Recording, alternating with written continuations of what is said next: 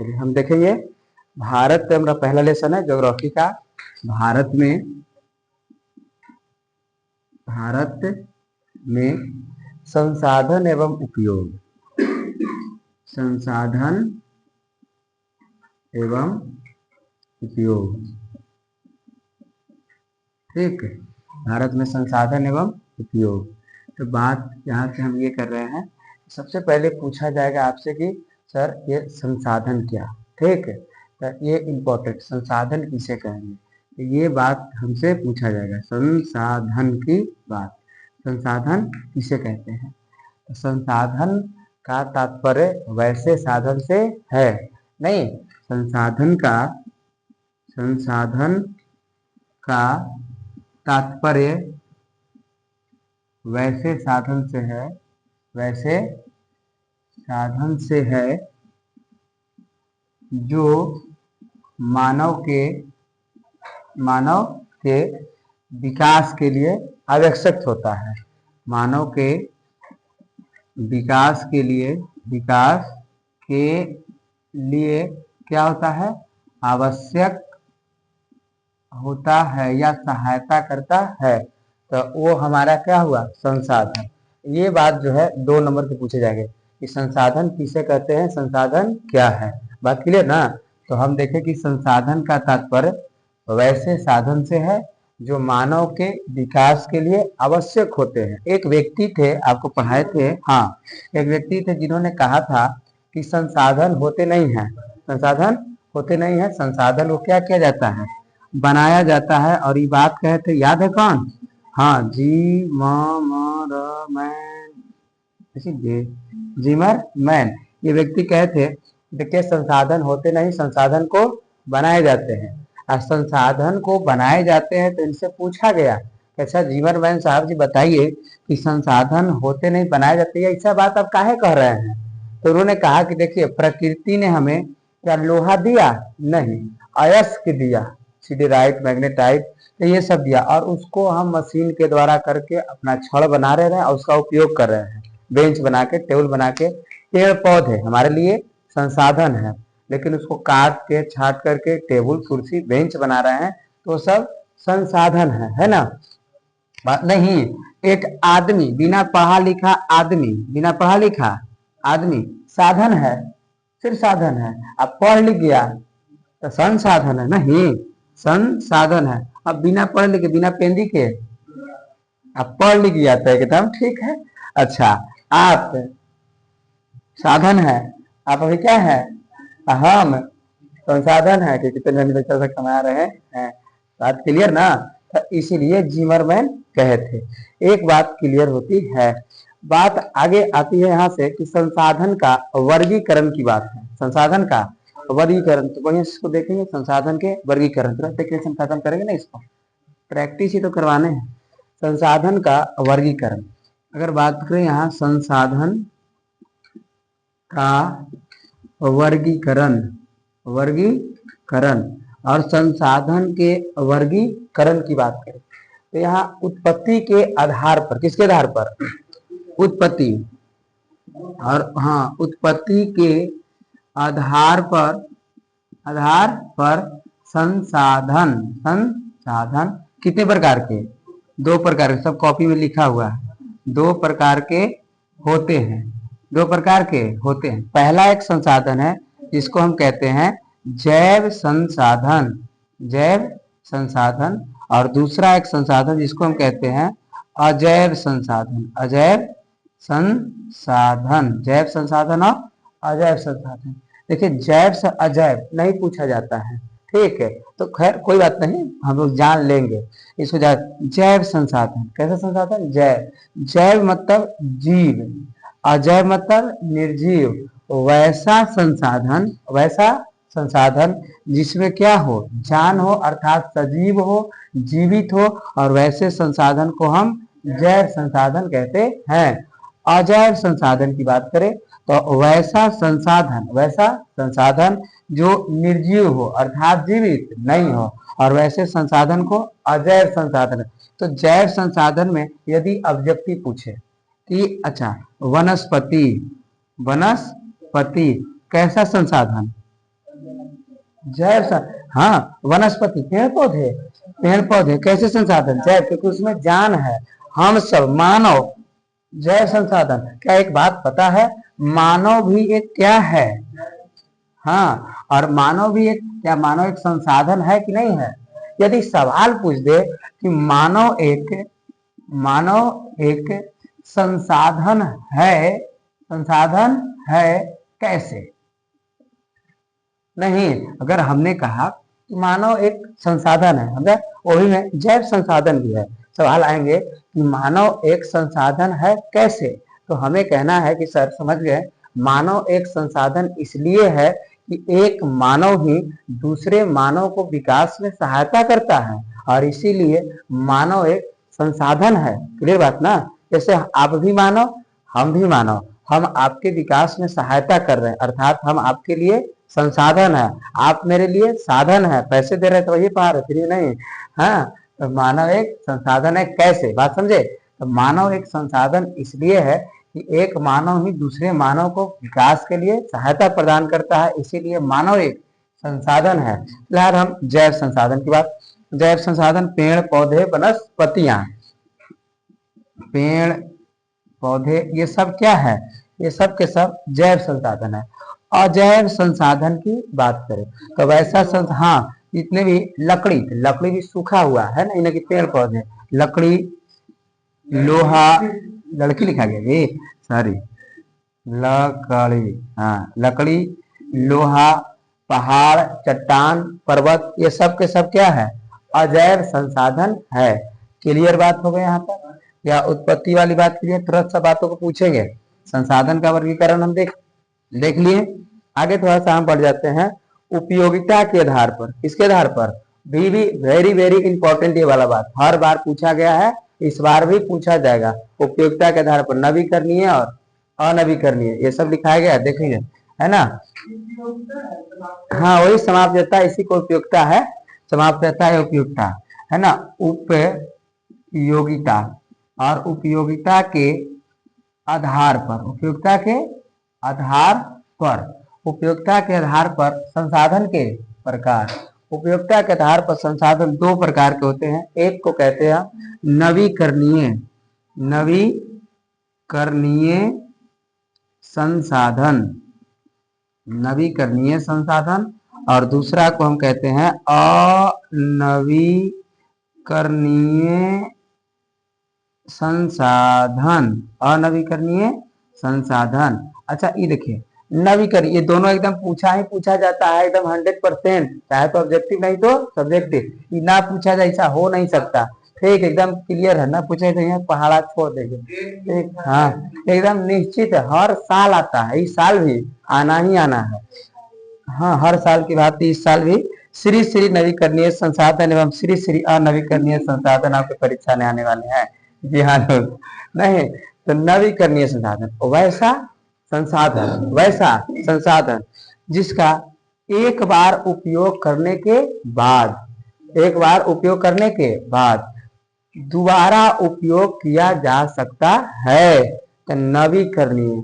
चाहे अब कैसे, चाहे भौतिक परिवर्तन या रासायनिक परिवर्तन के द्वारा या यांत्रिक परिवर्तन के द्वारा, फिर बढ़िया सुने कि नवीकरणीय संसाधन वैसा संसाधन, वैसा संसाधन जिसका एक बार उपयोग करने के बाद दोबारा उपयोग किया जा सकता है, भौतिक परिवर्तन, रासायनिक परिवर्तन या यांत्रिक परिवर्तन के द्वारा। तो ऐसे संसाधन को हम नवीकरणीय संसाधन के नाम से जानते हैं। जैसे सर सौर ऊर्जा, सौर ऊर्जा, जैसे, और सर पवन ऊर्जा, पवन ऊर्जा, मोबाइल की बैटरी नहीं, एक बार चार्ज खत्म होने के बाद कोई बात नहीं सर, फिर से लगा देंगे चार्ज, फिर एक बार चलाएंगे। नवीकरणीय, कैसे नवीकरणीय? हमको लगता है नवीकरणीय क्लियर बात है, ठीक है। अच्छा, अनवीकरणीय तो इसी के उल्टे हैं, वैसा संसाधन, वैसा संसाधन जिसका एक बार उपयोग करने के बाद हम दोबारा उपयोग नहीं कर सकते हैं, चाहे वो भौतिक परिवर्तन लगाइए, रासायनिक परिवर्तन लगाइए या यांत्रिक परिवर्तन, किसी भी स्थिति में आप नहीं कर सकते हैं।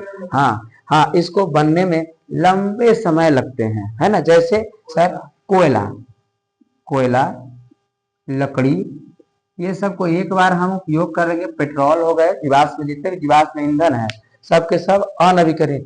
कोयला एक बार जला देंगे तो फिर जल का क्या जलेगा। एक बार लकड़ी से खाना बनाते फिर रखिया से फिर से बनाएंगे, नहीं जलेगा। इसीलिए अनवीकरणीय संसाधन है, मोस्ट भी इंपॉर्टेंट है, इसमें कोई संदेह नहीं है। ठीक है, अब हम आगे बढ़ेंगे, थोड़ा सा आगे बढ़ेंगे और यहाँ से हम चलेंगे स्वामित्व के आधार पर। किसके आधार पर? स्वामित्व के आधार पर संसाधन के क्या प्रकार। इसको मिटा देना, हाँ इसको मिटा देते हैं। एक बार फिर से बढ़िया से देख लीजिए, हमने पढ़ाया अभी संसाधन। संसाधन का तात्पर्य वैसे साधन से जो मानव के विकास के लिए आवश्यक होता है, उसे हम संसाधन कहते हैं। क्लियर बात हो गई ना। अब उसके बाद हम देखें यहाँ कि उत्पत्ति के आधार पर संसाधन दो प्रकार के होते हैं, जैव अजैव। वैसा संसाधन जिसमें जान हो अर्थात सजीव हो, उसे जैव संसाधन। से वनस्पतियां, पेड़ पौधे, पशु पक्षी सब जैव संसाधन आ जाएंगे। अजैव संसाधन वैसा संसाधन जिसमें जान नहीं हो अर्थात निर्जीव हो, और वैसे संसाधन को अजैव संसाधन के नाम से जानते हैं। नवीकरणीय संसाधन वैसा संसाधन, उपयोगिता के आधार पर नवीकरणीय संसाधन वैसा संसाधन जिसका एक बार उपयोग करने के बाद दोबारा उपयोग कर सकते हैं, भौतिक परिवर्तन, रासायनिक परिवर्तन या यांत्रिक परिवर्तन के द्वारा, जैसे सौर ऊर्जा, पवन चक्की। उसके बाद अनवीकरणीय संसाधन वैसा संसाधन जिसका एक बार उपयोग करने के बाद हम दोबारा उपयोग नहीं कर सकते, चाहे वो भौतिक लगाएं, रासायनिक लगाएं या यांत्रिक लगाएं, जैसे कोयला, लकड़ी। क्लियर बात हो गई यहाँ तक। आगे थोड़ा सा बढ़ जाते हैं, कुछ पूछ लेते हैं। नहीं तो बताइए, उत्पत्ति के आधार पर संसाधन कितने प्रकार के, कौन कौन? ठीक, उपयोगिता के आधार पर नवीकरणीय संसाधन बताइए थोड़ा। हाँ ऐसे लिखेंगे, एक बार यूज करेंगे तो दोबारा यूज कर सकते हैं, तो काट देगा ले। अरे सुंदर ना बताएंगे, नहीं तुम बता दिया तो नवीकरणीय संसाधन। हाँ किसके द्वारा?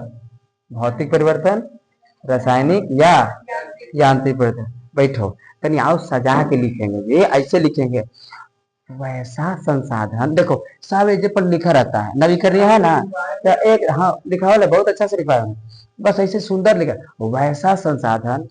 क्योंकि संसाधन का है, संसाधन वैसा संसाधन जिसका एक बार उपयोग करने के बाद दोबारा उपयोग नहीं किया जा सकता है, चाहे भौतिक, रासायनिक या यांत्रिक के किया जा सकता है, उल्टा बोला किया जा सकता है, उसे नवीकरणीय संसाधन। नहीं किया जाएगा उसे अनवीकरणीय संसाधन। कॉपी में दूसरे डिजाइन से और अच्छा लिख पाए होंगे। हाँ मिटा दे, अब ये मिटा। शाम को साइंस चला देंगे, ठीक है, 7 बजे से साइंस चला देंगे।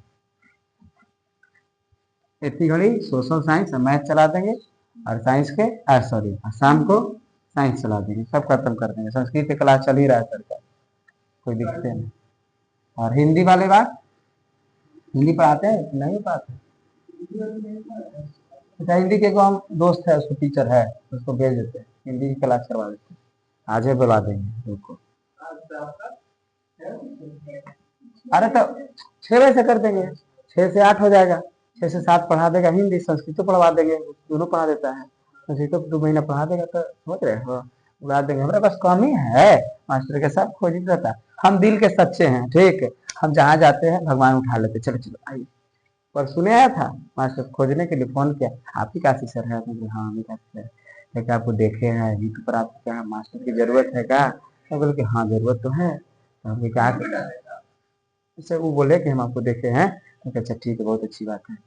तो क्या आपका हमारे कोचिंग में लेकिन के नाम है, सर हम आपके पास आना चाहते हैं पढ़ाने के लिए। तो बोले ठीक है आइए भाई, आइए पहले मिल लीजिए। रात के आया था 8 बजे, मिले, उसको देखे, चेहरा हो रहा थोड़ा सा ठीक था, हमारे तरह है, पतले उतले है बेचारा, अभी तैयारी करता है, पढ़ता है, हम भी पढ़ते हैं वो भी पढ़ता है। हाँ तो संस्कारी है। अरे शक्ल से आदमी पहचाना जाता है कि कैसा है। आप समझ गए हैं, चेहरा से ही पहचाना जाता है, हम सब पहचान जाएंगे आदमी को। ठीक है, हमारे रोको तो आधार पर स्वामित्व के आधार पर। हाँ, स्वामित्व इसमें से भी एक फिक्स है। ठीक है, इम्पोर्टेंट, बहुत बहुत इम्पोर्टेंट है ना। स्वामित्व के आधार पर, स्वामित्व के आधार पर बात करें तो संसाधन कितने प्रकार के? 4 प्रकार के। कितने प्रकार के? 4 प्रकार। पहला जो संसाधन है उसको हम कहते हैं व्यक्तिगत। नहीं, व्यक्ति ऐसे लिखे हैं, ठीक है, व्यक्तिगत, ठीक था, व्यक्तिगत संसाधन, व्यक्तिगत संसाधन। दूसरा संसाधन की बात करें तो दूसरा हमारा संसाधन है सामुदायिक संसाधन, या निजी भी होगा, सामुदायिक संसाधन। और तीसरा जो होगा हमारा राष्ट्रीय संसाधन, राष्ट्रीय संसाधन, संसाधन। और चौथा जो हो जाएंगे उसको हम कहेंगे अंतरराष्ट्रीय, अंतरराष्ट्रीय संसाधन। अंतरराष्ट्रीय संसाधन, व्यक्तिगत संसाधन, सामुदायिक संसाधन, राष्ट्रीय संसाधन, अंतरराष्ट्रीय संसाधन। ध्यान ये देना है कि व्यक्तिगत संसाधन को कभी कभी अब इसी को हम निजी संसाधन के भी नाम से जानते हैं। एक ही बात है, निजी संसाधन। अब ये नहीं कि निजी पूछ दिए, ये नहीं पूछा है। इसमें से कौन कौन इंपॉर्टेंट कौन कौन है सर? तो इसमें से इंपॉर्टेंट है ये, ठीक, ये बहुत ही इंपॉर्टेंट है। और एक तो बात करें तो यहाँ से ये तानी मानी ई, एक 2-4% है ना, सबसे ज्यादा ये, उसके बाद थोड़ा सा ये, एकदम तानी मानी के बारे में। ठीक है, हाँ, नहीं तो पूरा यही पूछ देगा कि स्वामित्व के आधार पर संसाधन का पूरा वर्गीकरण करिए, तो आपको चारों बतिया लिखना पड़ेगा और 4 नंबर पे पूछ सकते हैं। ये देखिए, व्यक्तिगत संसाधन या निजी संसाधन, वैसा संसाधन, व्यक्तिगत संसाधन या कैसे संसाधन? निजी संसाधन।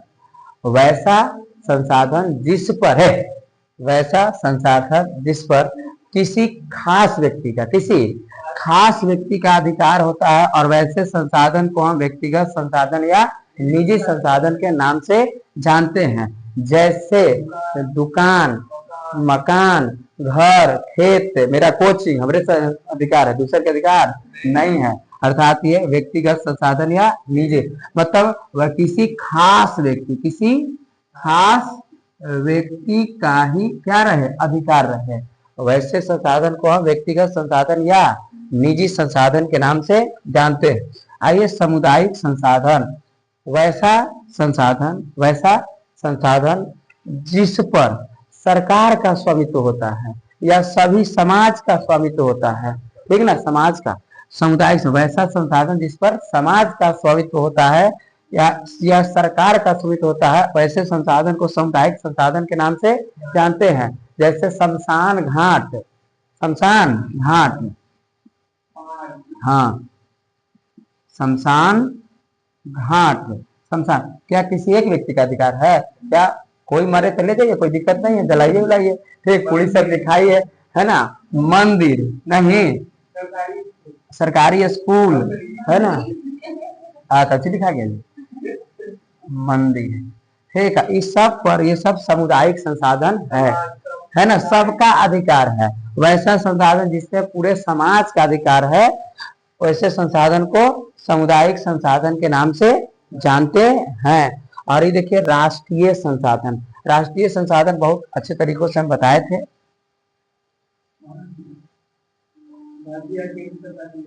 हाँ, वैसा संसाधन, वैसा संसाधन जो अपने सीमा रेखा के अंदर है ना, भारत की सीमा रेखा के अंदर राष्ट्र का होता है। इस पर किसका नियंत्रण होगा? राज्य या केंद्र सरकार का नियंत्रण होता है। तो वैसे संसाधन को हम राष्ट्रीय संसाधन के नाम से जानते हैं। और एक है अंतरराष्ट्रीय संसाधन, कितने नॉटिकल मील से दूर? 200 नॉटिकल मील से दूर वाले संसाधन को हम किस संसाधन के नाम से जानते हैं?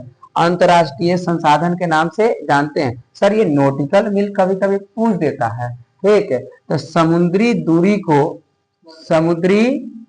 दूरी को मापने के लिए किसका उपयोग करते हैं हम? नॉटिकल मील का। कभी कभी पूछता है कि 1 नॉटिकल मील बराबर कितना होता है, तो 1 नॉटिकल मील बराबर होता है 1.85 किलोमीटर। और 1 मील की बात करें, कितने मील लिखल होगा, नीचे लिखवा दिए होंगे।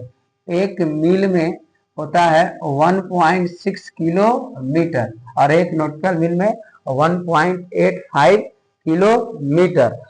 यही नॉटिकल मील है। नॉटिकल मील का उपयोग कब करते हैं? समुद्री दूरी को मापने के लिए। क्या ये बात क्लियर है कि नहीं?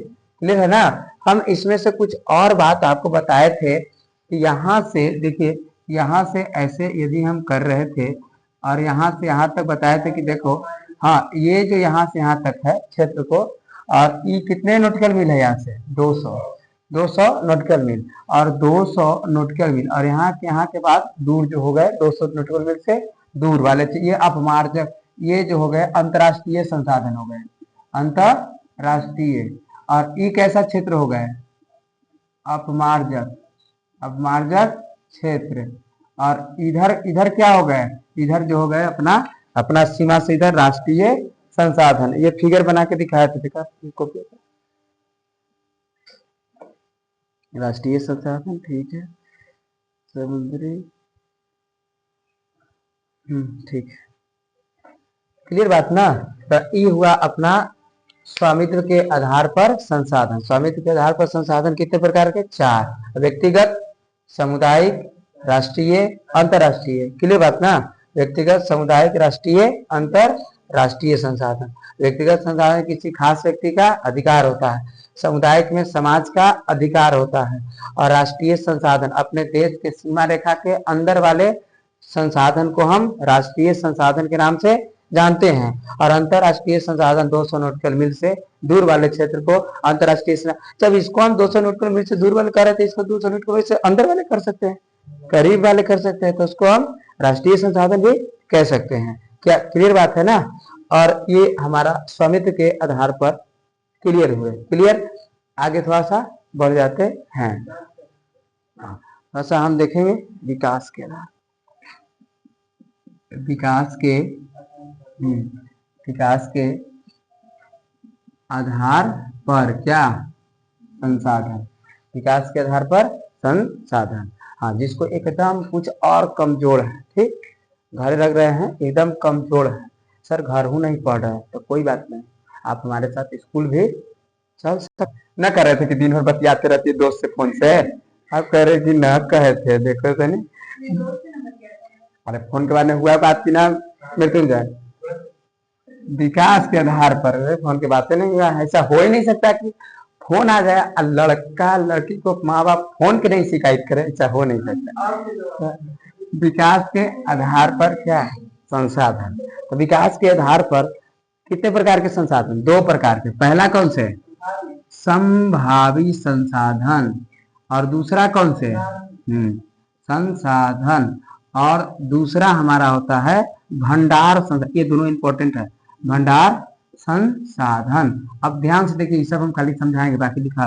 संभावित संसाधन, वैसा संसाधन, वैसा संसाधन जिसको होने की क्या रहे? संभावना है, लेकिन हमारा विज्ञान और प्रौद्योगिकी इतना विकसित नहीं है कि हम इसका क्या कर सके? उपयोग कर सके। और ऐसे संसाधन को हम संभावित संसाधन कहते हैं। जैसे राजस्थान का जो एरिया है, तो सौर ऊर्जा के लिए, कहाँ के लिए? राजस्थान के क्षेत्र, क्या लिखवा है जैसे में, हाँ, गुजरात और राजस्थान के सौर ऊर्जा वाले क्या क्षेत्र, मतलब हाँ, सौर ऊर्जा और पवन ऊर्जा। क्योंकि वहां गुजरात में बात करें तो खाली कच्छ का रण है, पूरा तापमान सूरज निकलता है, और वहां पर यदि हम ढेर सारे सोलर लगा दे, कच्छ के रण के पास समुद्र है गुजरात के पास, और वहां पर लगा दे पवन चक्की, तो पूरा एकदम संभावना है, लेकिन उतने हमारे पास पैसे वैसे नहीं है। ये देखिए भंडार संसाधन, ये भी ऐसा ही सर, वैसा ये देखो, इस संभावी मतलब पाए जाने की, ऐसा करने की संभावना है। ये जो है इस संभाव भंडार का मतलब है एकदम भंडारण है, लेकिन हमारा विज्ञान और प्रौद्योगिकी इतना विकसित नहीं है कि हम इसका क्या कर रहे हैं, उपयोग कर। जैसे हम बताए थे, एग्जाम्पल में बताए थे कि H2O, पानी, पानी का सूत्र होता है H2O, मतलब इसमें है हाइड्रोजन भी है और साथ साथ ऑक्सीजन भी है। क्या ऐसा कोई मशीन है जो पानी में से हाइड्रोजन को अलगे कर दे रहा है और ऑक्सीजन को अलगे कर रहा है? क्या अभी तक ऐसा कोई मशीन उत्पादन हुआ है? क्या कंपनी है? अगर जिस दिन ऐसा हो जाएगा तो क्या जरूरत है मोटरसाइकिल में पेट्रोल डालने का? एक बोतल पानी डालते, मशीन लगा रहता, एकदम हाइड्रोजन जलने में काम करता, ऑक्सीजन जलाने में काम करता। बिना पैंडल के बिना पेट्रोल के चलता मोटरसाइकिल। जितने भी गाड़ी थे सब बिना, नहीं जी क्या जरूरत है, सब घर गाड़ी हो जाता, सब पानी डालता अपने घरे घरे से चलो। तो ये हमारा ऐसे संसाधन को भंडार संसाधन के नाम से जानते हैं। ये बात एकदम जरूर लिखिएगा, एग्जाम्पल के रूप में क्या लिखना है, पानी, और वहां लिखिएगा अर्थात ऐसा कोई मशीन नहीं है जो पानी से हाइड्रोजन को अलग कर सके और ऑक्सीजन को अलग कर सके। लिखो, एग्जामिनर देखेगा खुश हो जाएगा, ये कौन मास्टर से पढ़ाया है। ये जबरदस्त एग्जाम्पल है ये। किसके लिए? भंडार संसाधन के लिए। नहीं, वैसा संसाधन जो पाए जाने की जब संभावना है तो संभावित संसाधन, और एकदम पाया गया है, उपस्थित है, भंडारण के रूप में उपस्थित है। अब हमारे पास जैसे ही किताब था, मेरे पास किताब है लेकिन हमको पढ़े नहीं आ रहा है, पढ़े तो ये तो भंडार के रूप में तो है ना, लेकिन पढ़ ही नहीं आ रहा है। तो ऐसे संसाधन को भंडार संसाधन, भंडार संसाधन तो रखा हुआ है, अब घरे ढेर सारा सामान रखा हुआ है लेकिन उसका हम उपयोग नहीं कर रहे हैं। तो ऐसा संसाधन को काहे नहीं कर रहे हैं? क्योंकि मेरे पास विज्ञान नहीं, हमको पता नहीं है, विज्ञान नहीं है, प्रौद्योगिकी नहीं है। और संभावी संसाधन, वैसा संसाधन जो जो है, संभावना है, करने की संभावना है। जैसे यदि बात करें तो यही खिड़की हम सोच रहे हैं कि अब की ठंडा नहीं, इसको हम लगा देंगे, चौखट पल्ला लगा देंगे, संभावना है ना करने के, लेकिन पैसा वैसा नहीं, अभी नहीं लगेगा, लेकिन संभावना है, कर देंगे, लगवा देंगे। बस समझ गए, लगवा, इस संभावना को कहता है, आई है रखल है। ठीक है, जैसे हम कहेंगे कि मेरे पास 20,000 रुपया है, तो ये क्या है? भंडार है। हम कहेंगे मेरे पास 20,000 रुपया आने की संभावना है, लगता है संभावना ही में है, आया भी भाई भर, दोनों में अंतर समझे ना, बहुत इंपॉर्टेंट है ये भी दोनों। ठीक है, आगे थोड़ा सा बढ़ जाते हैं, यहाँ तक क्लियर कर दिए ना। थोड़ा सा इसको बढ़िया से थोड़ा सा देख लेते हैं, प्राकृतिक संसाधन, मानवीय सहायता, इसको क्लियर कर लेते हैं, उसके बाद आगे चलते हैं। टाइम देखते रहना, माध का बहुलक भी पढ़ाने हैं, इसको खत्म करके पढ़ाएंगे, माध का उत्तर खत्म कर देंगे।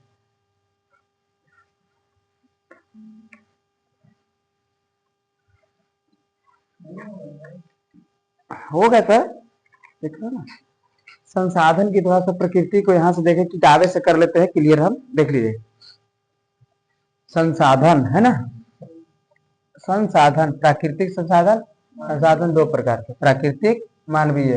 वैसा संसाधन जो प्रकृति के द्वारा दिया गया है, वैसे प्राकृतिक संसाधन। वैसा संसाधन जो हम लोग ने अपने दिमाग से बनाया है, तो मानवीय संसाधन। प्राकृतिक संसाधन के दो प्रकार के हैं, नवीकरणीय, अनवीकरणीय, जो बता दिए ना। अब देखिए, नवीकरणीय के दो भाग है, सतत अथवा प्रवाह। एक ये जरूर पूछ जाता है कि सतत प्रवाह या प्रवाह क्या है। सतत, सतत, सतत, सतत या अथवा, हाँ, सतत अथवा क्या, प्रवाह, सतत अथवा प्रवाह। सतत का मतलब होता है, सतत मतलब लगता है, सतत मतलब लगता है।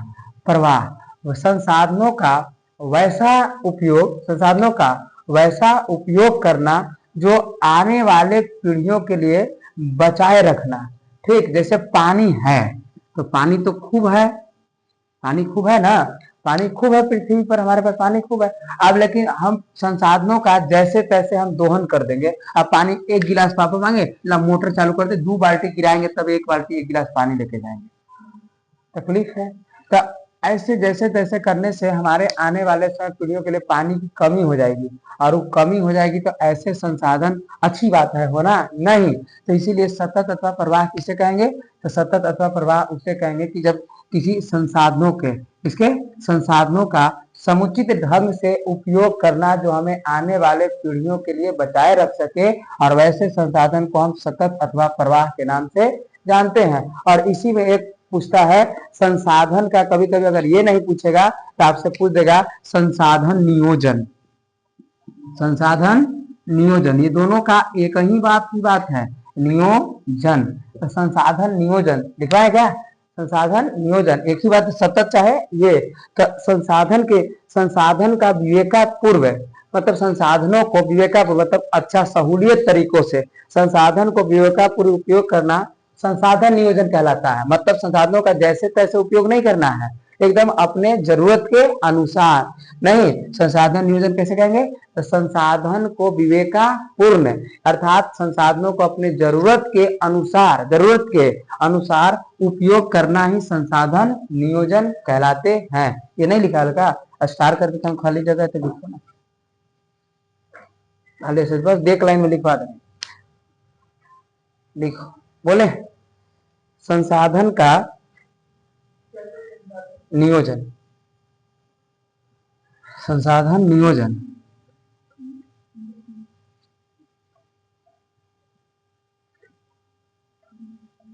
संसाधन नियोजन हो गया क्या? लिखें, संसाधन का विवेकपूर्ण या विवेकपूर्ण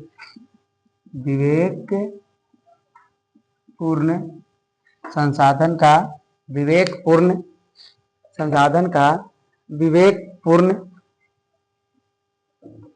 उपयोग, संसाधन का विवेकपूर्ण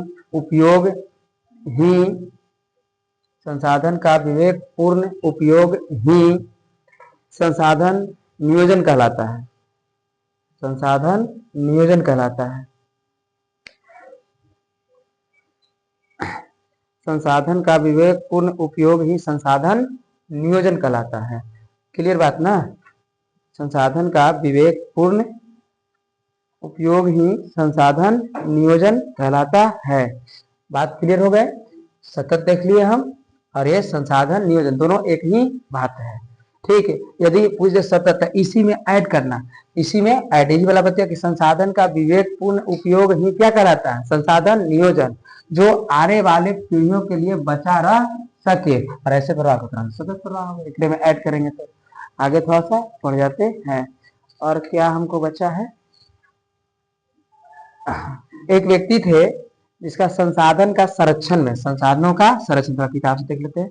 संसाधनों का संरक्षण, क्या संसाधन के संरक्षण मतलब संसाधन को अच्छे तरीकों से रखना जरूरी है कि नहीं है? जरूरी है। एक व्यक्ति थे जिन्होंने संसाधन के बारे में कहे थे कि हमारे पास जो है, हमारे पास पेट भरने के लिए बहुत कुछ है, पेट भरने के लिए बहुत कुछ है, लेकिन पेटी भरने के लिए नहीं। और ये बात कहते महात्मा गांधी। क्या ये लिखाया गया है ना? लिखाया गया ना कि पेट भरने के लिए, हमारे पास पेट भरने के लिए बहुत कुछ है, लेकिन पेटी भरने के लिए कुछ नहीं है, कुछ है ये नहीं है। मेघा पाटेकर ने नर्मदा बचाओ आंदोलन चलाया था। क्या ये बात ठीक है ना? नर्मदा बचाओ या चिपको आंदोलन, मेघा पाटेकर। देखो एक था, एक पूछेगा आपसे चिपको आंदोलन, इतिहास से मैं भी पढ़ा दिया देता है। चिपको आंदोलन, हाँ चिपको आंदोलन, और एक है नर्मदा बचाओ आंदोलन। और नर्मदा बचाओ आंदोलन या कौन से? चिपको आंदोलन। तो चिपको आंदोलन चलाए थे सुंदरलाल बहुगुणा ने, उत्तराखंड से, है ना? सुंदरलाल बहुगुणा के द्वारा चलाया गया था कौन सा आंदोलन? चिपको आंदोलन। और नर्मदा बचाओ आंदोलन चलाए थे मेघा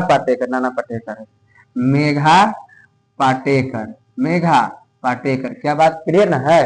तो ये दो ऑब्जेक्टिव यहाँ से हमारे निकलते हैं। चिपको आंदोलन सुंदरलाल बहुगुणा ने, और नर्मदा बचाओ आंदोलन मेघा पाटेकर के द्वारा चलाया गया था। क्लियर ना है?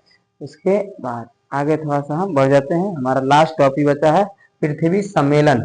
पृथ्वी, यही ना लास्ट बचा, आप तो खत्म ही नहीं होता था, अभी खत्म हो गया है ना।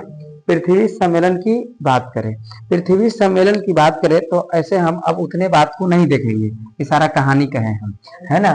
कहानी की बात पहले होती थी, अब कहानी की बात नहीं चले, हम डायरेक्ट करेंगे कि पृथ्वी को बचाने के लिए, पृथ्वी को बचाने के लिए ही जब पता चले, ऐसी बात हुआ था जैसे अब हम अपने शरीर से काम ले रहे हैं, शरीर से हाथ से काम ले रहे हैं, अब पता हमारा शरीर बीमार है, शरीर ठीक नहीं है, तो क्या हम काम कर पाएंगे? जिस रूम में हम रह रहे हैं उस रूम में बेकार है, तो क्या अच्छा से काम होगा? क्या हम पृथ्वी पर रह रहे हैं कि नहीं रह रहे हैं? अब पता चल रहा है कि पृथ्वी बीमार है, तो पृथ्वी बीमार है तो हम सब भी बीमार हो जाए, और इसी पृथ्वी को बचाने के लिए एक पृथ्वी सम्मेलन, जिसी को एजेंडा के नाम से जाना गया था, नहीं, पृथ्वी सम्मेलन हुआ। और बताइए प्रथम पृथ्वी सम्मेलन कहाँ में हुआ था?